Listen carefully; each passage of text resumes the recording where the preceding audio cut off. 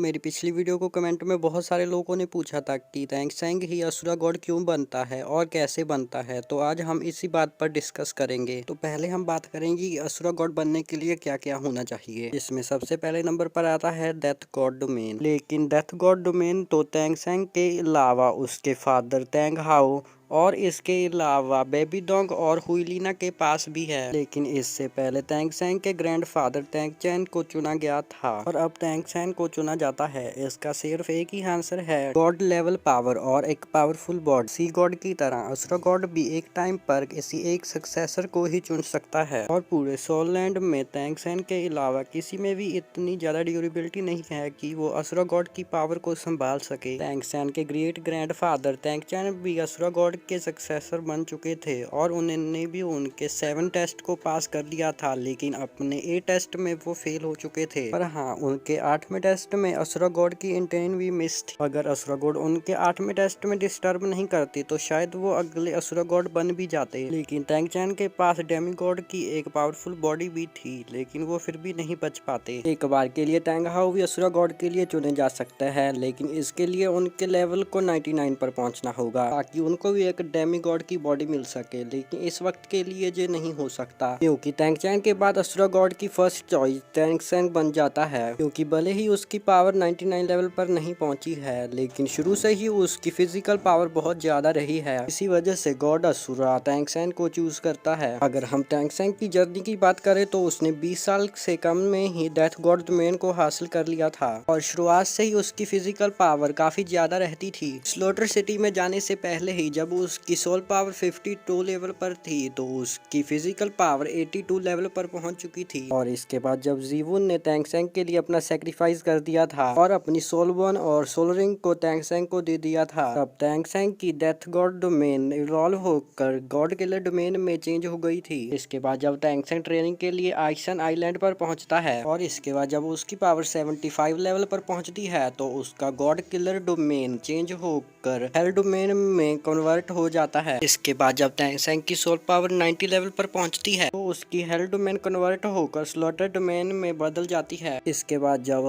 तैंगसेंग की soul power 95 level पर पहुंचती है तो फाइनली जाकर उसकी स्लॉटर डोमेन इवॉल्व होकर असुरा डोमेन में कन्वर्ट हो जाती है। और इसी तरह अनजाने में ही तैंगसेंग सी गॉड के साथ साथ असुरा गॉड के ट्रायल्स भी दे रहा होता है, लेकिन वो सी गॉड और असुरा गॉड में से सी गॉड का सक्सेसर बनना ही चुनता है। इसके बाद जब तैंगसेंग जीवू को बचाने के लिए सी गॉड के ट्राइडेंट और अपनी सोल पावर का यूज करता है तो उसकी असुरा डोमेन भी जीवू के अंदर जाने लगती है, लेकिन इससे जीवू को कोई भी फर्क नहीं पड़ता और वो ठीक हो जाती है। जिसके बाद जीवू उसे बताती है कि उसे तो अच्छा लग रहा है। जिसके बाद तैंगसेंग को ये पता चलता है कि असुरा गॉड ने अपनी पावर्स को जीवू के अंदर ट्रांसफर कर दिया है, पर जीवू ने इन पावर्स को अपने दम पर हासिल नहीं किया था, इसलिए जीवू इनका यूज नहीं कर सकती थी। और इसके बाद जब राक्षसा गॉड बेबी डोंग और एंजल गॉड क्वान रेंजियू एक साथ मिलकर तैंगसेंग पर हमला करते हैं तो जीवू तैंगसेंग को बचाने के लिए उसके साथ मर्ज हो जाती है। पर वैसे तो एक इंसान और एक गॉड मर्ज नहीं हो सकते, लेकिन तैंगसेंग ने जीवू को बचाने के लिए अपनी सोल पावर और सोल रिंग उसे दी थी। इसी वजह से जीवू तैंगसेंग की पावर का एक अहम हिस्सा बन गई थी और ये बात असुरा गॉड भी बहुत अच्छी तरह से जानते थे, इसलिए उन्होंने बिना किसी नियम को तोड़े अपनी पावर को जीवू के जरिए तैंगसेंग से जोड़ दिया और इसी की वजह से तैंगसेंग सी गॉड असुरा बन जाता है। इसके बाद जब तैंगसेंग असुरा गॉड बन जाता है तो वो क्यान रेंजू और बेबी डोंग को अच्छी तरह से